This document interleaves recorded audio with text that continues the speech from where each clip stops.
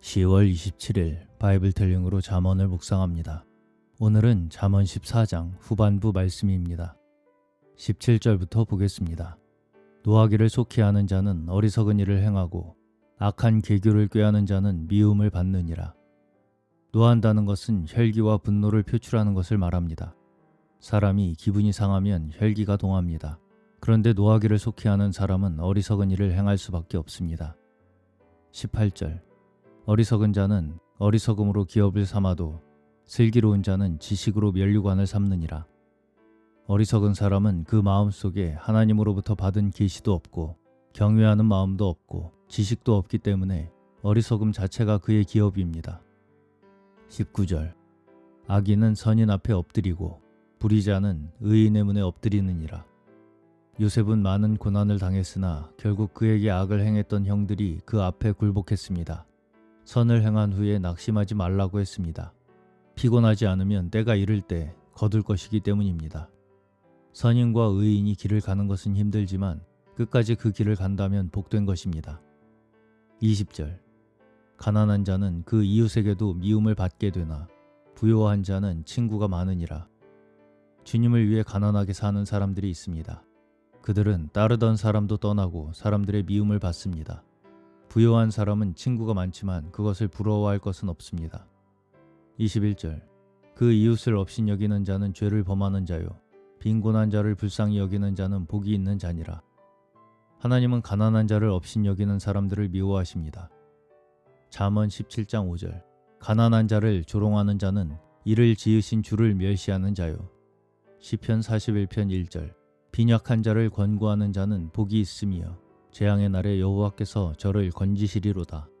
여호와께서 저를 보호하사 살게 하시리니 저가 세상에서 복을 받을 것이라.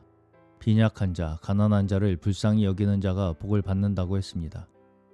22절 악을 도모하는 자는 그릇 가는 것이 아니냐. 선을 도모하는 자에게는 인자와 진리가 있으리라.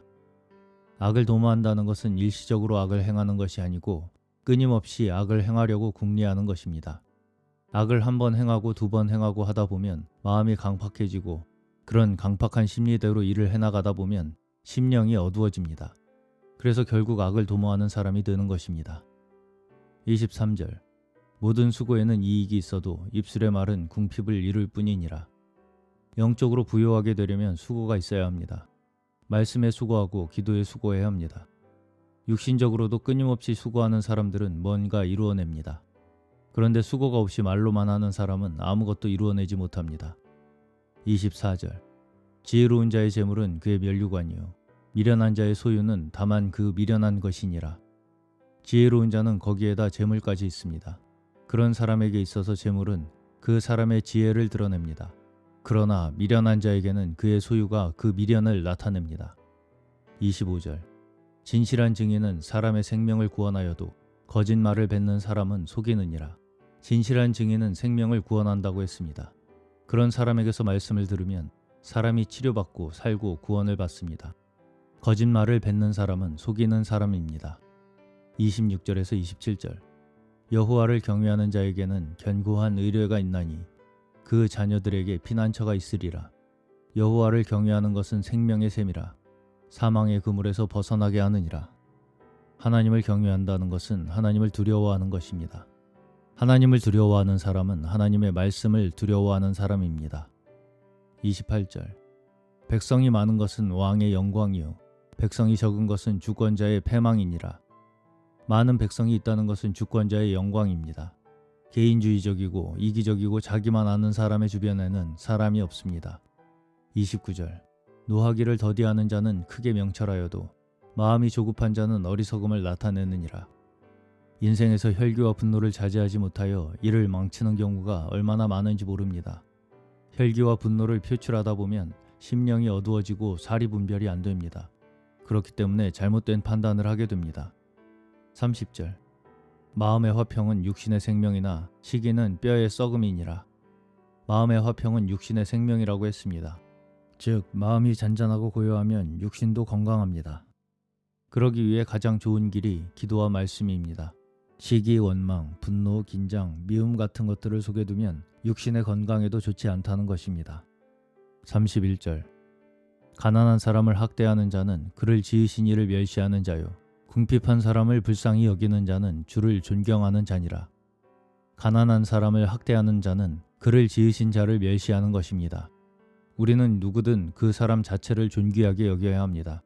왜냐하면 하나님이 그를 지으셨기 때문입니다. 32절. 악인은 그 환난에 엎드러져도 의인은 그 죽음에도 소망이 있느니라. 인생을 살면서 환난은 누구에게나 있게 됩니다. 악인은 환난을 당할 때 낭만과 탄식으로 엎드러집니다. 의인 곧 주야로 하나님의 말씀을 묵상하며 하나님을 사랑하는 자는 그 뿌리를 하나님께 두기 때문에 죽음에 이르러도 소망이 있습니다. 33절. 지혜는 명철한 자의 마음에 머물거니와 미련한 자의 속에 있는 것은 나타났느니라. 지혜란 하나님을 경외하는 것입니다. 지혜로운 사람의 지혜는 잘 나타나지 않습니다. 그러나 미련한 자의 내면은 잘 나타납니다. 하나님의 말씀을 사랑하고 하나님의 뜻을 쫓기를 원하고 하나님을 기쁘시게 하기를 원하여 늘 주의하는 사람이 지혜로운 사람입니다. 늘 주의하는 사람이 지혜로운 사람입니다. 34절. 의인은 나라로 영화롭게 하고 죄는 백성을 욕되게 하느니라. 나라든지 사회든지 교회든지 다 의의가 있어야 합니다. 지도자와 왕은 의로 통치해야 합니다. 의의가 있으면 그곳은 영화롭게 됩니다. 하나님의 나라는 의가 거하는 곳입니다. 새 하늘과 새 땅에는 오직 의만 있습니다. 마지막 35절입니다. 슬기롭게 행하는 신하는 왕의 은총을 입고 욕을 끼치는 신하는 그의 진노를 당하느니라. 슬기로움과 부지런함은 관계가 있습니다. 게으른 사람은 생각부터 게으르기 때문입니다.